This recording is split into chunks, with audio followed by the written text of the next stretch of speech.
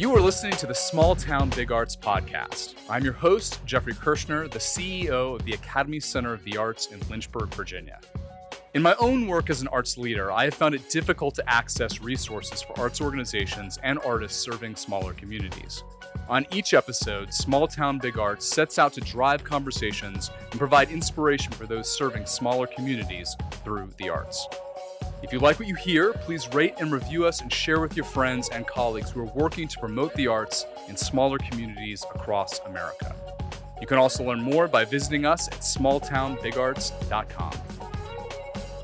As a preface to our first podcast, I have somber news, but it is also a lesson in how strong small town arts organizations relate to their community.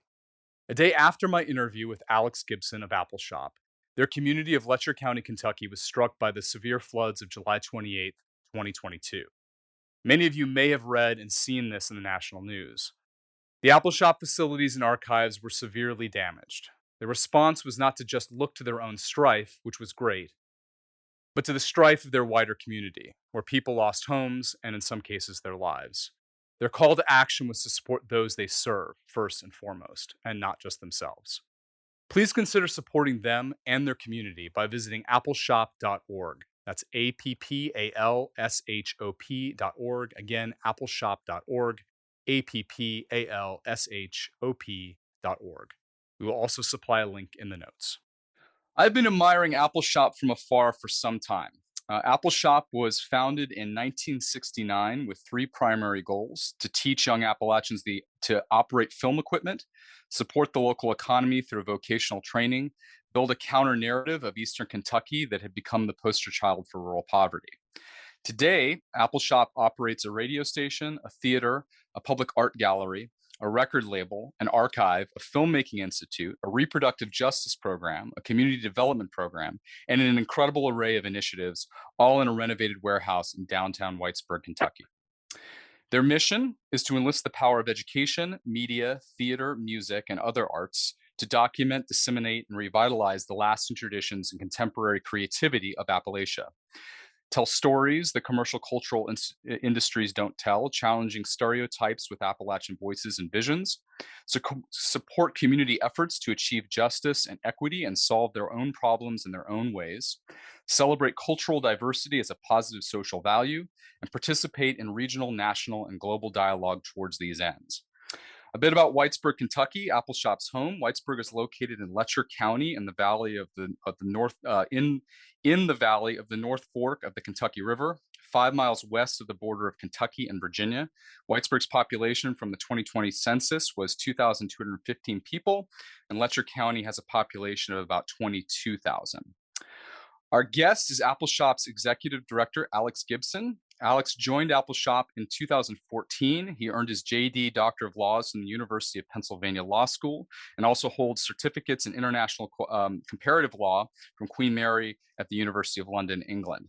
Before joining Appalshop, Alex practiced law in Louisville and Philadelphia. He also served as a federal law clerk for the Honorable Thomas W. Phillips, U.S. District Judge for the Eastern District of Tennessee. He was raised in Jackson County, Kentucky, on a tobacco farm. So, Alex, thank you so much for joining us for this official first podcast on Small Town Big Arts. Really excited to have you with us. Excited to be here, Jeff. Thanks for having me. So, I think to get started, tell me a little bit about Eastern Kentucky, about where you all are, the community that you serve, and how you see that community. Yeah. Well, I grew up here, and so there's always it's always difficult to explain a place that you've grown up simply. Other than to say, I thought as a child that life where I was living, I was growing up in rural Eastern Kentucky on a tobacco farm, as you noted. And, it was during the crash of tobacco. And so I heard stories about how our family used to be wealthy, and wealthy is a strong word. What they mean is that we used to be able to afford to go to a dentist or buy a car. But those days had passed when I was growing up, and the tobacco really, it paid for the workers, it paid for the property tax of the 880-acre farm. It paid for, farm equipment upgrades, but not a lot more. And and that just went down. So I thought Eastern Kentucky was a uniquely difficult and cruel place. Um, Most of my peers didn't like being there. Growing up, it was very common to talk negatively about the place, and for parents and mentors to identify promising kids and tell them to leave. That there's no, and then there was this weird effect that seemed to happen where folks were drawn back. They would, but not out of success, not coming there to retire, but they had tried their dreams somewhere else and then ended up living back with their parents. And that was a more frequent story than is real. It wasn't really true, but it was the feeling that there is no way out of this poverty. And look, you see Joanne, she left, she went to Cincinnati and she's right back here. It was that kind of mentality. Obviously, a lot of people were successful coming out of there. Obviously, a lot of people were had different experiences than I did, but that was the feeling of me and my friends, and I think a large cohort. It wasn't until I traveled abroad that I really understood that there are Appalachians everywhere. Hmm. Uh, the first one I met was in rural Mexico, and it was in a southern part of the country, outside, a few hours away from Mexico City, maybe 4 hours away from Mexico City, but 4 hours away from Mexico City is an entirely different world. It's an entirely different universe from Mexico City. It's up in the mountains with indigenous folks, Masawa people. They speak Masawa, not Spanish. And life in San Felipe del Progreso, that town, was almost identical to life in Jackson County, except they were dealing with corn and we dealt with tobacco. But the social dynamics, I met another Appalachian when I went to Thailand, and I was in the north of Thailand living with Karen people, working on a tea farm.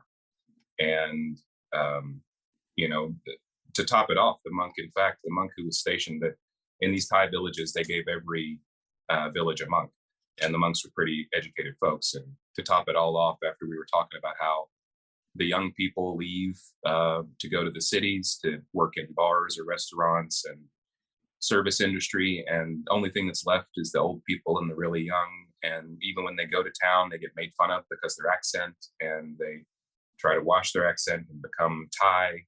But the old generation feels like that's leaving behind the culture. I mean, and to top it all off, the monk sings Country Roads, on the guitar with me, which is just like, Country Roads is being played in some. Yeah, that's a long answer to your question, but it's hard to say what is Eastern Kentucky like.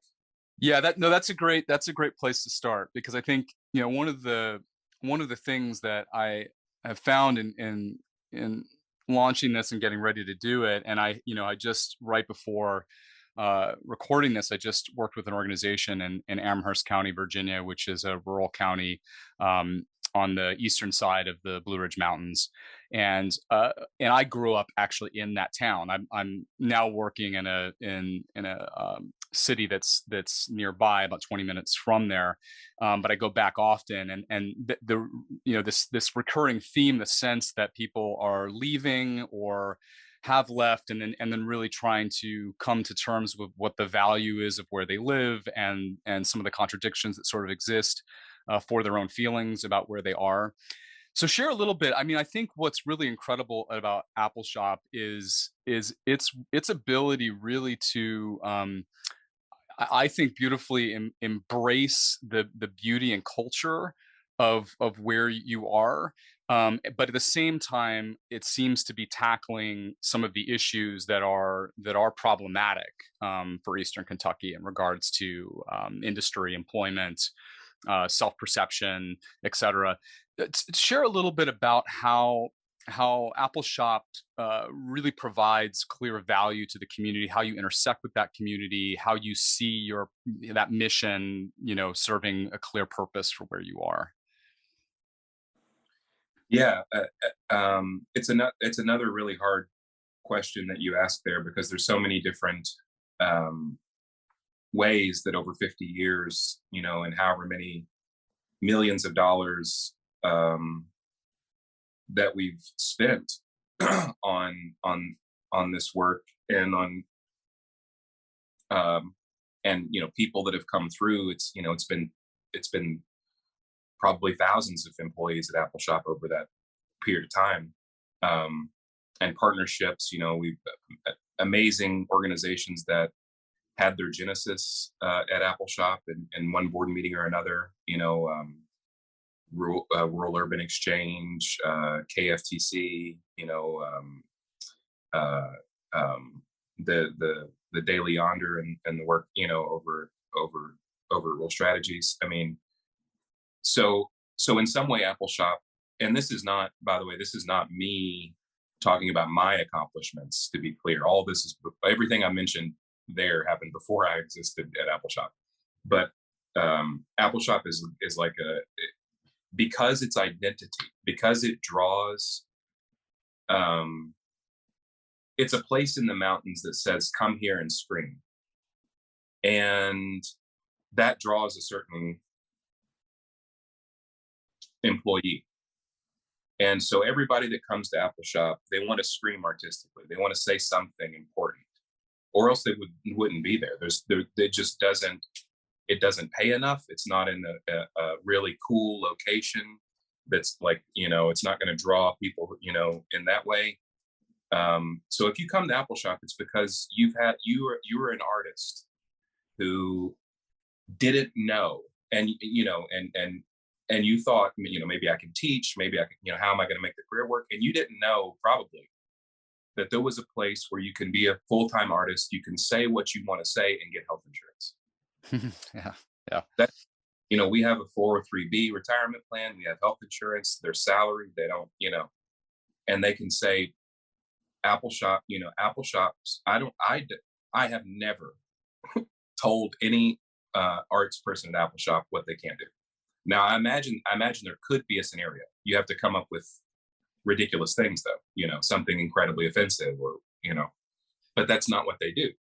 Instead, we got we got a check from AEP, and then they raised their rates, and then we wrote a press release about how unfair it is that they raised these rates, and I never saw the AEP money again. But that's Appalshop. We protested the building of a prison, and we lost ARC money, but that's Appalshop. Yes. We believe that we believe, unlike the ARC, apparently, we believe that um, that Appalshop is an institution in this region, Mm. bigger than me, bigger than any of us. It's done things so that we could have this space to think. It's tried to make an environment in the region for left leaning or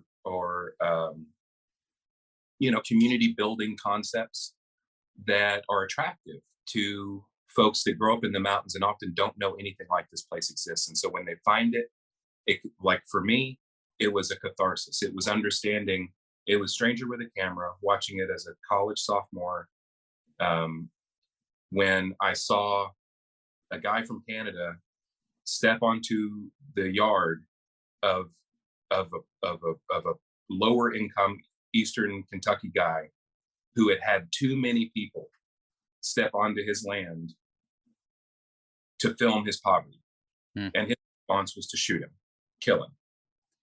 Now, when I was a kid growing up in Jackson County, people would ask me, "Hey, I hear black people shoot each other for stepping on their shoes." And then, and my response to that, to try and work through it, is about how little you may have, like how little money you have, how little control you have, how you feel assaulted, but your shoes, damn it, right? These are my shoes. I worked for they're clean. I clean them every night when I go home. And you're going to step on them intentionally? It's like stepping on Hobart Isom's land, right? He have a lot, but he has that land. He has his grass. He has his space.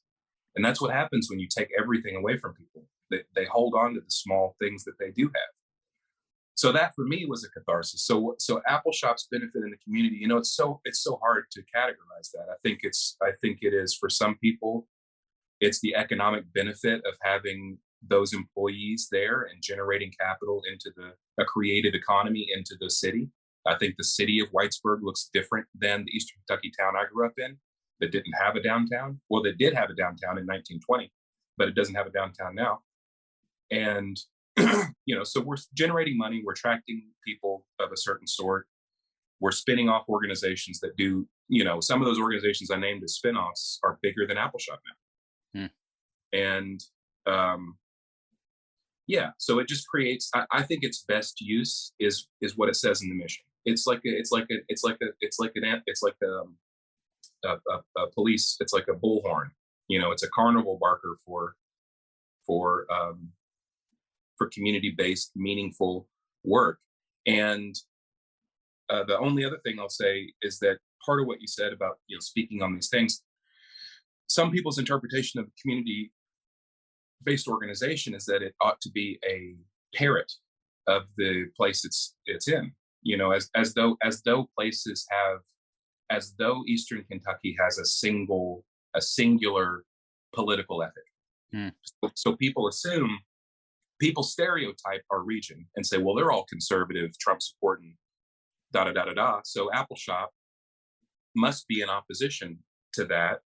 And so how are the community-based organization when they're kind of running counter?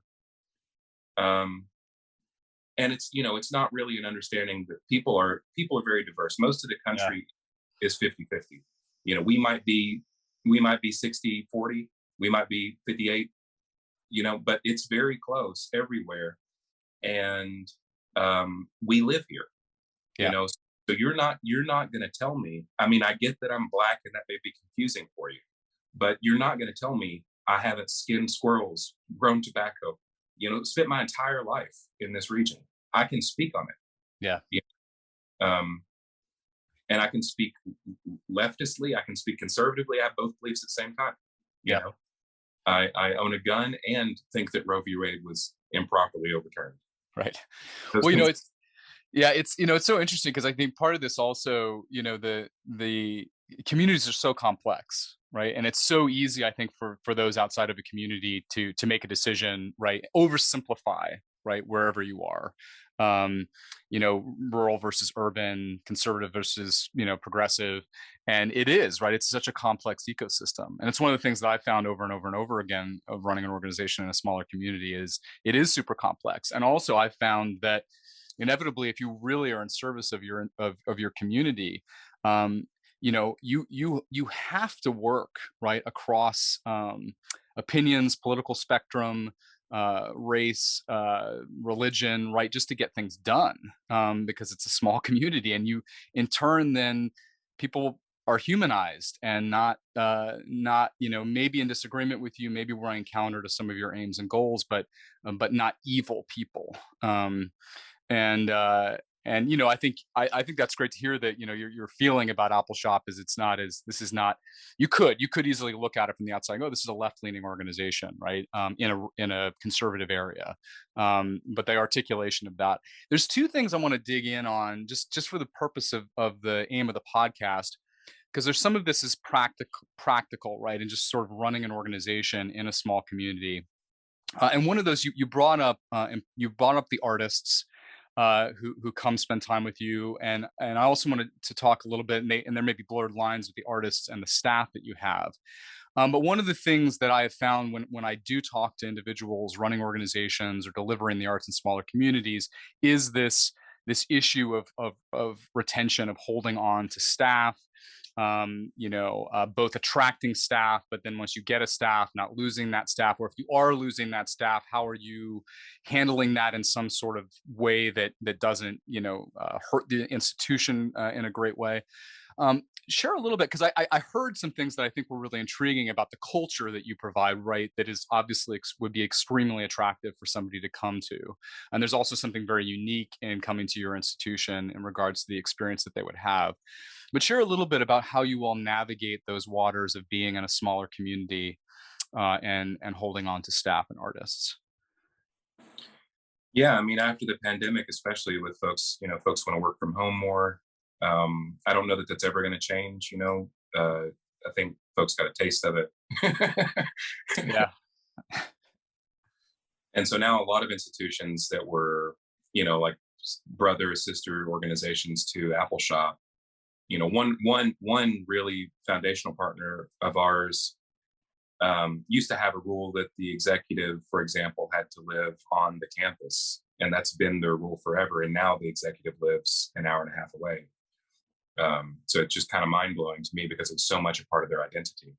Mm. Um, and yeah, so there's that too. And so we've had to make allowances for non-traditional kind of work environments, which I think will help Appalshop, um, because coming to uh, Whitesburg is not the same as going to Lexington, and or going to New York or whatever. And it requires a lot. And so it requires a lot from the person, and further, we don't just want any artist.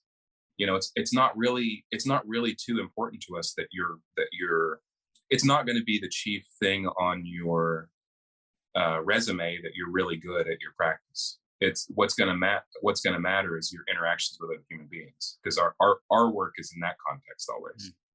So if you're really, if you're an artist with a capital A, you may find yourself humbled, because but when you do find that really rare concoction of someone who has, the point, the interactive skills they need, the social skills, these core competencies of what it takes to be an Appalshop employee, at an employee-run organization, at a largely flat, we're not completely flat, but largely flat organization, which also requires a certain set of skills. Then you want really hard to retain them, because replacing value on replacement is it's hard. It's like we require such a etched person. Um, so we try everything we can. We have every type of um, policy that we can to retain people. That's what the purpose of the health insurance, the this and that was. These folks trying in the 60s and 70s to turn this into something that could be a career. They tried to match, at the time, they tried to match their salaries with the local school district to make sure that it was about that level of pay. And so then the only secret sauce, I don't know that that's, well, let me say one more challenge. And one additional special challenge that we have is that, because, like I said, it's not like moving to Lexington. One of the things I mean by that is that, if me and my wife go to Lexington because my wife gets a really good job, I can find a job in Lexington most likely. That's not happening all the time in Whitesburg. And particularly if we get really highly qualified folks and they have got a bunch of degrees and skills and whatever. I mean, imagine somebody who's a really great artist, but their husband or wife is an engineer. It's like, well, we can't find a job for you in the region. Yeah. So they're never going to be working at Appalshop, or they're going to have to work remotely. So when we do find all of that, you can see that for us, it's even bigger to try and retain. So it's probably the top thing up in my mind, from where I sit, is how long it takes to get somebody back up to speed once we've shifted the person. And so we're implementing a bunch of programs to try and make.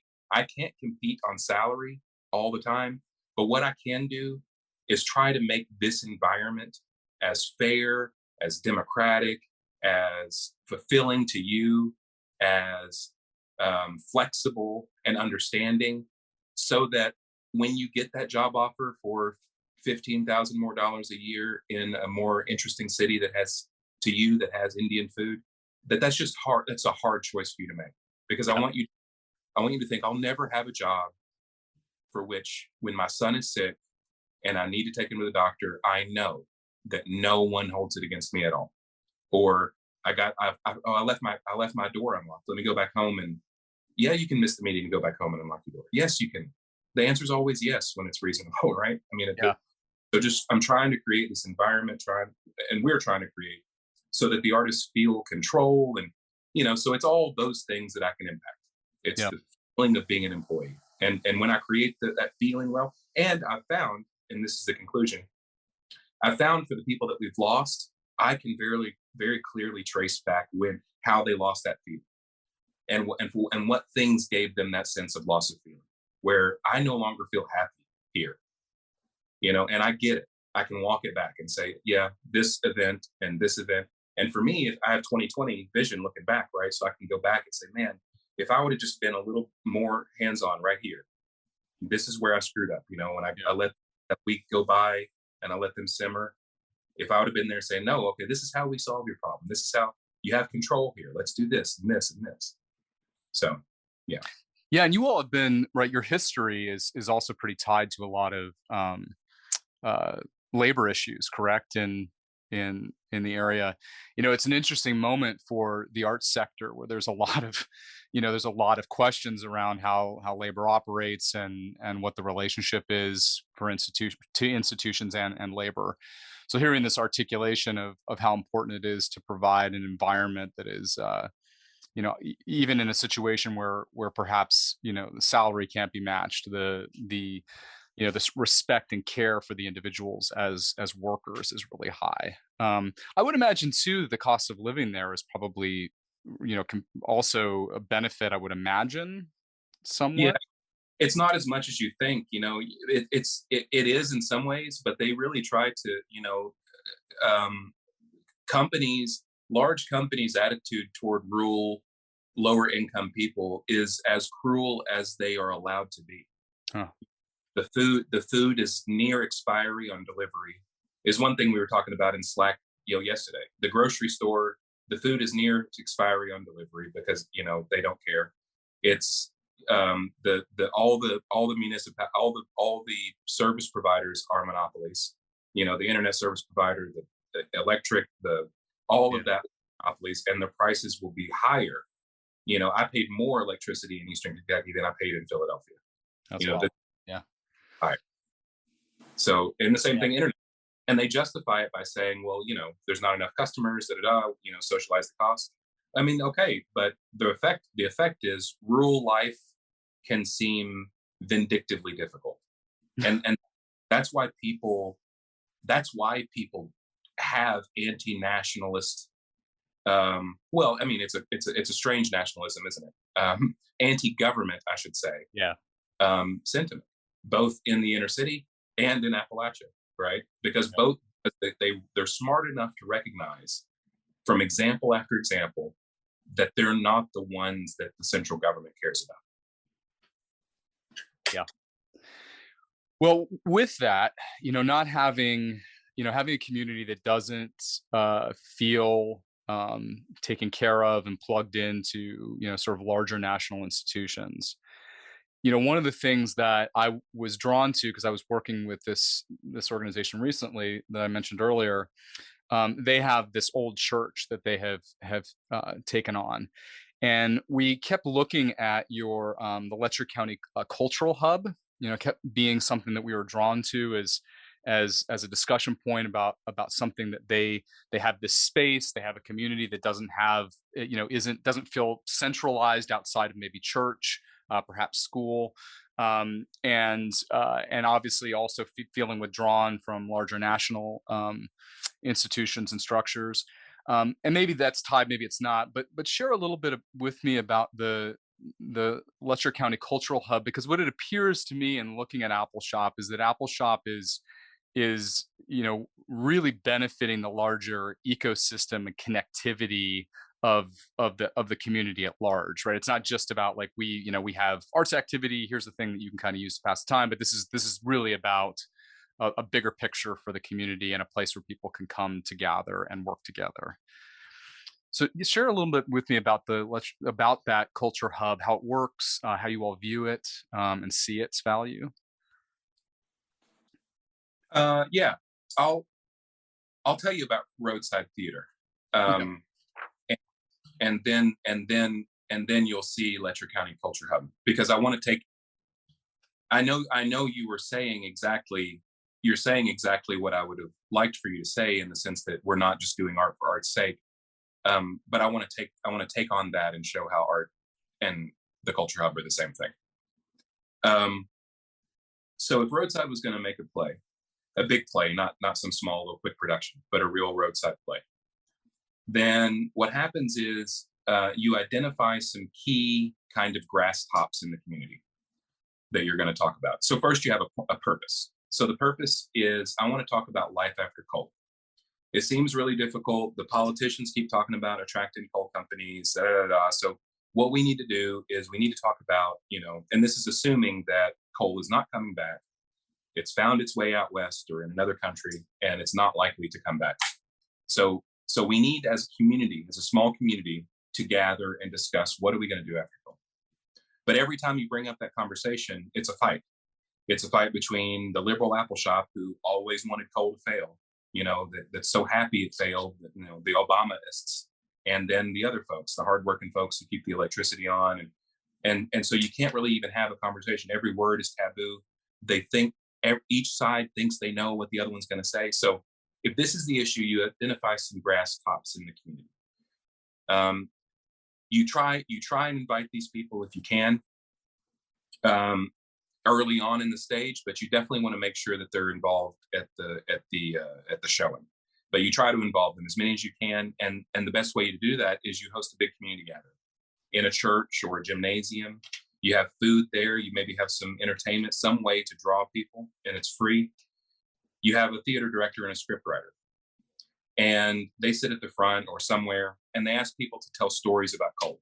Just tell us stories about how coal's impacted your life, either directly or because you grew up in a coal family or because coal left. And people start telling stories. People tell stories about how coal put their whole family through college. How it's just so my daughter doesn't have to be like me. And now she's in college protesting coal that put her there. You know, and then someone else telling a story about how they live in a really small-minded community and they came out as trans, and but they're not accepted, and so they identify coal mining with this backward stuff, or so you tell all these stories, and you have the scriptwriter writing. The crowd's reacting, some more than others. Let's say you identify six. You go back to that person and you say, okay, you told this story. Here's the story. Did I get it right? And then if you do that play, you show them the blocking, you show them the word, you show them the whole thing. Did I get it right? Okay. You take another story. Did I get it right? You got six of them. You put one family through six events, or you do act one, act two. Did I get it right? After that play is shown, the discussion in that room, if each person felt that they were rightly shown, and you don't need to manipulate that process. Like, I don't want them to think in the end that coal's coming back, but I believe that because I believe it's right. I believe it's correct. And so if you believe your own BS, then you let it play out. You let it play out honestly, because you're saying that if given honest exposure, you'll come to the same conclusion too. And so we don't mess with any of it. We don't try to make it feel like this is some subversive thing. We just try to tell stories, have feelings, then have impact. So the conversation after that will be very different. That's the culture hub. It's the same thing, same concept. You identify the key shareholders, you find some way to break through the ice that's stopping them from talking about the last mile of broadband. And you can't talk about the last mile of broadband. You can't talk about that because that's been done. That's been done by everybody, and that leads to a roadblock. Mm.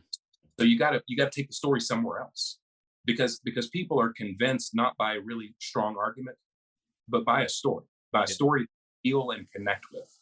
And so as artists, we are the storytellers. We just got to figure out how to deliver this story, and we can't do it in a way that you're being sold. And so to do that, we can't sell. We can't sell. We just have to create a product that we believe in, that we know if you see this, you're going to feel something too. You may not feel A, B, C, and D, E that I feel, but we're gonna connect on C, D, E. We're going to agree that the river shouldn't have cigarette butts floating in it. We can agree on that. Yeah. Yeah, it's incredible. I think the power of that kind of work, right, that happens in the room with a community is so much more healing, or so much more of a path for us to come to some sort of resolution in this, like, absolutely um, you know, terrible moment filled with conflict where people are not connecting because it's just sound bites. And exactly your point, right? It's like we're going to sort of bring up a subject and then we're all just going to fight about it and scream at each other, and then it's over, and then we didn't leave with any kind of connectivity or any progress in how we think, right, about the situation, and also just the humanity of it, right? I think hearing these individual stories is really that's really really powerful. It reminds me a bit of is it Cornerstone Hmm. in Los Angeles? That work. So I think there's a couple things I want to get to before we're done on the kind of practical side of governance, which is maybe not as interesting as the art part, but certainly something too that I do want to get to. But before I get to that, I would like to kind of ask you, as the executive leader of the organization, for you right now, what is your favorite program that you all deliver, and why? I'll kind of just leave that there. It's always been the Appalachian Media Institute. I think it's everyone's favorite program. um, at Appalshop, obviously, uh, the folks who run their programs probably wouldn't agree. But it's just so pure and nice. It's just working with young people and teaching young people to think really critically about the region and to create an art piece at the end of the summer. We pay them professional rates, or not, it's a strong word. We pay them money. it's it's decent money, but it's not like it's not really what they deserve. But it is more than we pay more than, like, fast food or whatever. Um, so it takes a huge chunk of our budget to raise that money every year, for salaries, but we feel like it's really important to keep those, at a real wage level, because we want them to engage in a real process, and we want the art at the end to be good and to be difficult, for them to make. And so we demand improvement, improvement, improvement, which we wouldn't do if it was a volunteer type situation.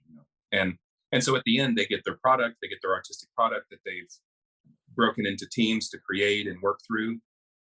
Usually, that product is a film; it's a short film, and they pick the subject together, which is an argument. They work on the film together, which is an argument, and then they have this catharsis in the end, and they show off their piece, and everybody's in tears, and the pieces are always very well done. I'm not just saying that. I mean, they're very well done, and they're very well thought out, and it's just incredible to see what young people can create when given a chance and some motivation and direction and encouragement and discipline and all that together. It's just incredible. Yeah. Mm. I love all the programs at Appalshop, of course. But yeah, it's hard not to feel something special for those young people Yeah. doing that. And the young people that are engaged in that, are they coming to you from Eastern Kentucky, or are they come they are? That's Yeah. awesome.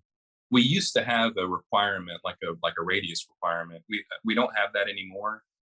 Um, but we do get people that are from I don't know that we've ever had somebody not from the region. But right now we have a couple people that, like, we have a young person who's going to school at Columbia, another one who's going to school at Princeton.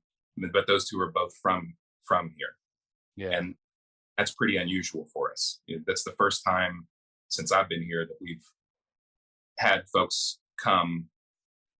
We prior to this year, I've typically made the argument, and maybe it's because I went to Penn, but I've typically made the argument that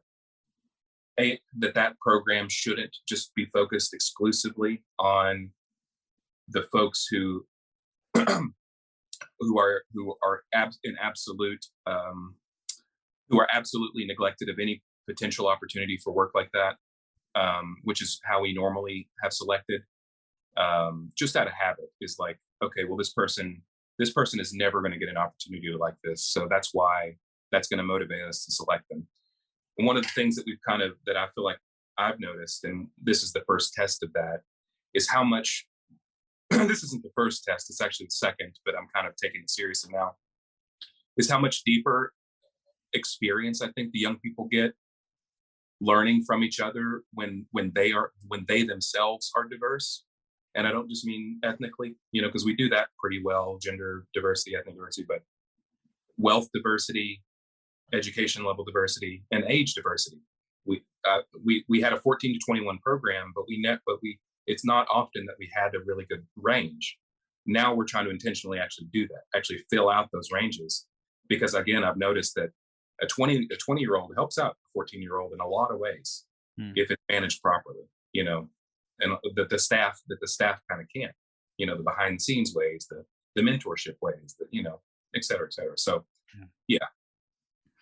I love that. I love the recurring theme for you all too is is just this coming together, right? That the arts are sort of a means of coming together, and that's and across I think that's fantastic. So I have a couple things I just want to talk about, that are kind of practical a little bit, for organizations or institutions or people, looking to start an organization or struggling a little bit. And I want to talk a little bit about your board. Um, and that can always be a little bit tricky. And I went on and saw, the size of the board, maybe about 12, Nice. maybe 9. So it's, I think for, like for my institution, better or worse, right? We have like, I think 26 board members, right? And that's good and bad, as we could get into a whole, whole conversation about. Um, but tell me a little bit about the makeup of your board, how they, and that can be broadly, but I think what I'm kind of looking for here is that one of the struggles that I similar to the employee issue that we talked about earlier, right? Um, uh, attracting and retaining, and obviously board terms, you want some turnover, but attracting and retaining uh, talent and skill sets that are going to be beneficial to the organization in a smaller community. And I found that I think sometimes in smaller community, aspects of that can sometimes be easier in some regard to access to meaningful community contributors, right, who are willing to participate and be a part of it. But there can also be challenges too, right, in regards to the size of the community and what that means. So maybe share, and I don't know if it's a success story or whether you phrase it that way, but the institution is successful. So how would you articulate how you all manage that board so that it can be as successful as it can be and as supportive of you all as it can be, and they also remain engaged and don't sort of drift off um and do all they can for you? Yeah. Great question again, and it's hard to it's hard it's it's hard for me to Yeah, it's a think. lot. It's a lot. When it started, we had 50 people. Everybody was on the board at Appalshop. Everybody, and I was the first executive to take myself off. I said, it doesn't make sense for me to be on the board in this model. Um, and so I was the only non-board member. And then you also weren't removed from the board just by being removed from Appalshop. You had to be removed from the board. So most people weren't, for one reason, because quorum couldn't be established. No one showed up. I mean, enough people didn't show up out of this 50-person strange concoction of people. So no one called quorum, and we just kept moving. Um, so yeah, that was my big task when I came in. It was my biggest goal, was to change the board, to get it into something that's manageable. Um, I think the executive obviously has to play. The executive has to. Every board chair I've ever had has been someone I've needed to be in very close contact with. Absolutely weekly and often more. So if that person can't give me that in exchange, I need to find a new chair, because that's who I need. I need that relationship. Um, if that relationship is in order, everything else, you can figure out everything else together. So true. It is so true. You can figure out disengagement of the board, what's wrong in your particular situation, whether you need to retreat, whether they need more power, whether they're getting updated enough, whether they're feeling rewarded, whether they're, you're reading minutes for too long. For the first hour and a half of your meeting is minutes and motions, and so you just make a boring meeting that's really disengaging. All that can be worked out if your chair is on your team. And if when that's not the case, it's, one of you is going to be gone. Yeah. Yeah. Yep. So I could get into specifics, but that's the biggest thing to me is manage your chair. And your chair can also be, if you're able to recruit really important community members and you're lacking some specific skill sets that aren't available in your community, your chair can be some of those skill sets. Um, I've often found that people understand the need for a distanced chair, one that's not in the community, one that's not on staff or whatever, Mhm. people kind of get that role. So if you need the board to be, if you feel like your organization, and this is not particularly our problem, but if you feel your organization is lacking community input and needs more of that, then you can do that with the board, and then have the chair be someone that's foreign to the community, and everybody kind of gets that, okay, well, this person needs to settle these disputes, we all know each other. um, so all that's been really important to me. And board recruitment is your responsibility as the executive too. Yeah, I have a committee, we have a committee called the board recruitment committee or whatever, but I don't know if it's ever put forward a candidate. Maybe it has, then I'm forgetting, maybe it's done five and I've forgotten. I think I'm sure that almost every candidate has been one I've reached out to. And it's me trying to, it's also me having the confidence to leverage these relationships that I'm employed to make. Mhm. I'm employed to make relationships all over the place, and eventually I need to make an ask. I need to make an ask for money, for time, for expertise, and that's hard because, like, I've liked you, I've worked with you, you've informally mentored me. But hey, um, Sally Kane, will you serve on my board? You know, and Mhm. they can say yes or no, but hell, if it wouldn't make a big difference to have somebody really significant who can really help you out on the board. And I think that's the executive's job is, raise money, manage the stuff, but also recruit really good, solid board people to help the organization out. Yeah. Well, and also your vantage point is the best to identify the needs, I think, right? I mean, at the end of the day, a board committee, a board president, right, will have a sense, right, and hopefully they'll be well informed, but won't have nearly the degree of understanding of what the institution needs than you will on the inside. Um, the other question I have is a little bit about the kind of financial model for the organization. I had a chance to look at the annual report from 2019, and I know a lot has changed in the last couple of years. And but what I found really interesting about the organization, and I think for me here in my community, what I find that has happened to us, and this is going to be difficult in the next year, I think, for us, and we're going to be navigating this quite a bit. Is a lot of our operating budget comes from individual and corporate uh, giving, and those relationships are cultivated and built, with a philosophy that we have, that we are valuable to the community. This is something important, that if you care about the community, this is something that you should be investing in and participating in.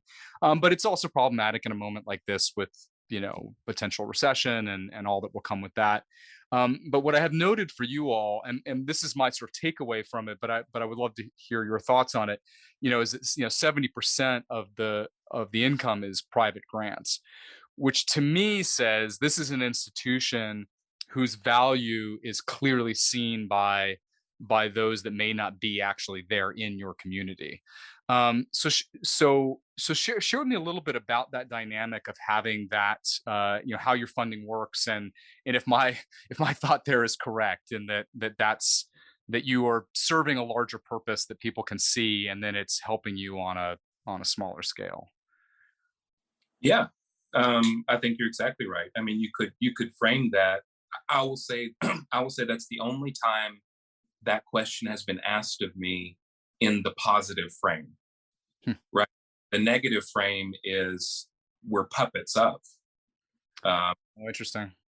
um, but it's not accurate because we have an endowment, which is one big difference. Like, and even though the endowment only covers 25 to 30% of what we do, it's having that means a lot.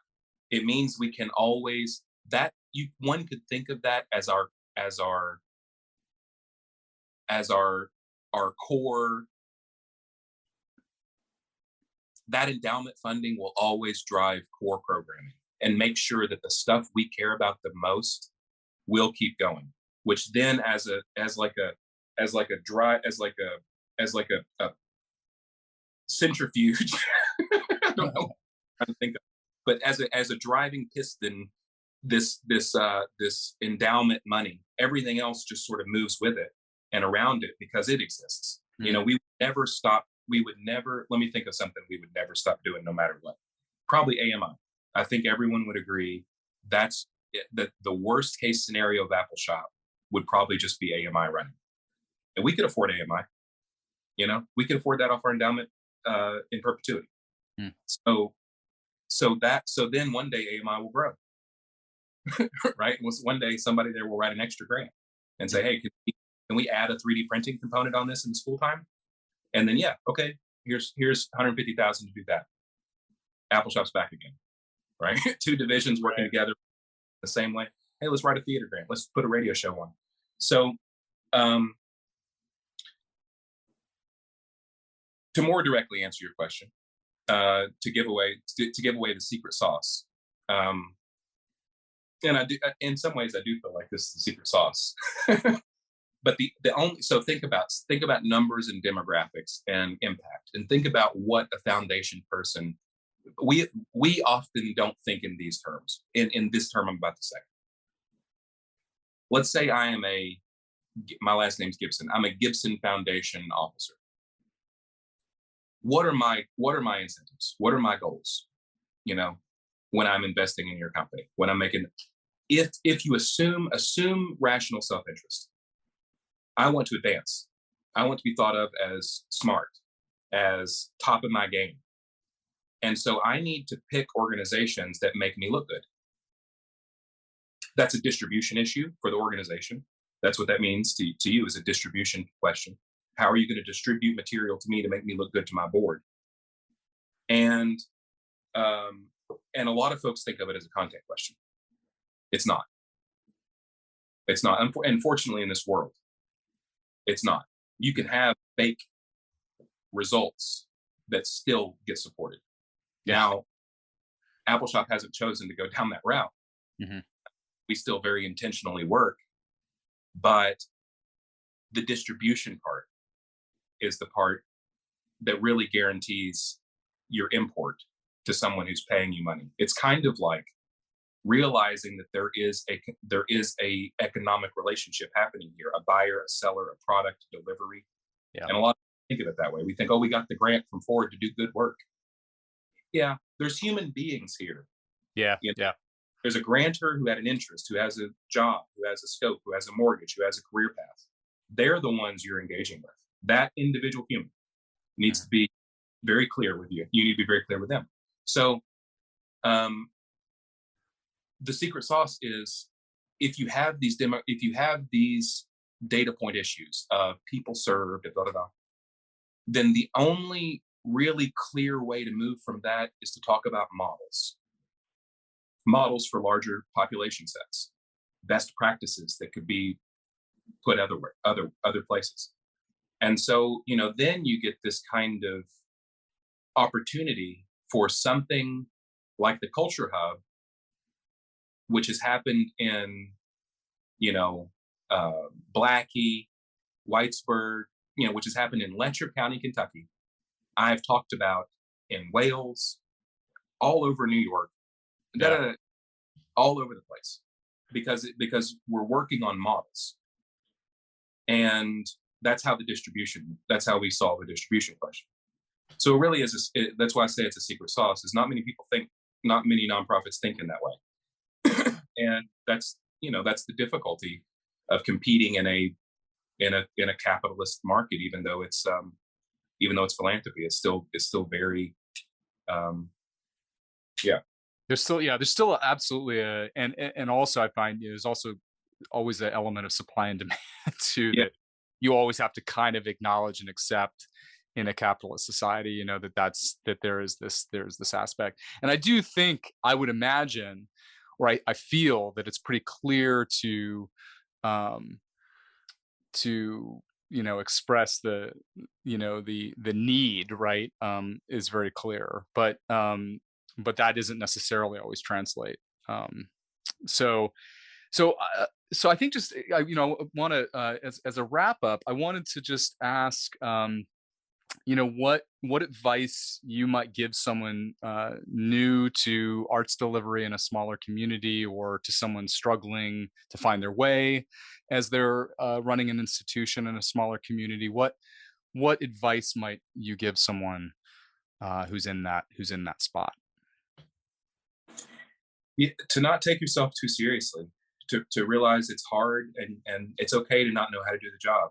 I don't, I don't know how to do the job I've been doing for 8 years. It's a difficult job. I would like to think there's some point that I will say I know how to do this job, but I don't think so. I think it is.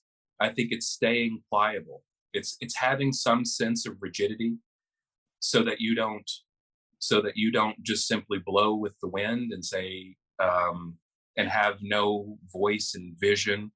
But it's also being pliable enough to completely turn yourself around when presented with better evidence. Your ego should be attached to how well um, you went about a process, and um, how good people feel about the work. It shouldn't be attached to your ideas. And um, I found just as much respect from my peers and colleagues by giving away all possible praise, um, as I have by trying to claim it. And so when you're able to build a team of people who feel really involved and feel really heard and listened to, which means giving away all the credit you can all the time. Um, the work is a lot easier. And when you take the pressure off yourself of thinking you have to have the right answer, you have to be the one speaking up and being the leader all the time. You'll be a lot happier. So that type of humility should then extend itself in your relationships to your peers, to your mentor group, which you need, to your board chair, and just trying to find the best answer, not your answer, the best answer. And people won't give that to you and won't engage with you in the way that I'm talking about if they feel that they're not actually being heard, listened to, respected, engaged with, etc. So all that stuff is antecedent to then you applying this leadership model I'm talking about. You have to have fertile ground to then say, okay, now I'm a farmer to watch the various beans rise. You know, so yeah, I think of it. I think of it that way: cultivating a good culture, and then realizing I'm not. My only critical piece is to ask the right questions again and again and again, and keep the soil fertile. I don't need to come up with the right answer. At the very end, I don't even need to be the one deciding between the two possibilities. Hmm. When once we get down to two, it doesn't need to be the executive to say, "Hey," it doesn't have to be. Yeah, that's beautifully said, Alex. Thank you so much. I just This has been an absolute pleasure, and Appalshop is continues and has been doing just amazing work. I can't express to you the amount of admiration I have for you, for the institution. It's absolutely a fantastic model for anyone looking for successful paths for serving smaller communities in America through the arts. So thank you for your time today, and this has been really wonderful. Thank you. Yeah, thank you, and yeah, just to be, I appreciate all those words, and we still have a ton of growth. Ask my staff how perfect we are. Oh yeah, oh yeah. There's always more complexity to the story. There's no doubt about that. And actually, that might be a good thing to end a note on too. A good note to end on is that I think that it's all imperfect, and that's okay too. Yeah, The important thing is making meaningful impact and seeing and feeling that impact. And it may not always be a clean, smooth road there, um, but it's an impressive institution, and you all should be really proud. thank you, thank you. Thank you so much for the conversation, too. Absolutely, Alex. Again, prior to recording, Appalshop was struck by the terrible floods that hit rural Kentucky on July 28th, 2022. Do consider supporting them at appalshop.org. I do hope to reconnect with Alex in the coming months about their progress and hope to share it here with you at smalltownbigarts.com.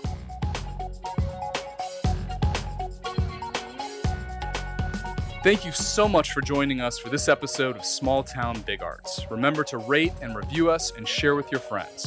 To learn more, visit us at smalltownbigarts.com. Until next time, I'm your host, Jeffrey Kirschner.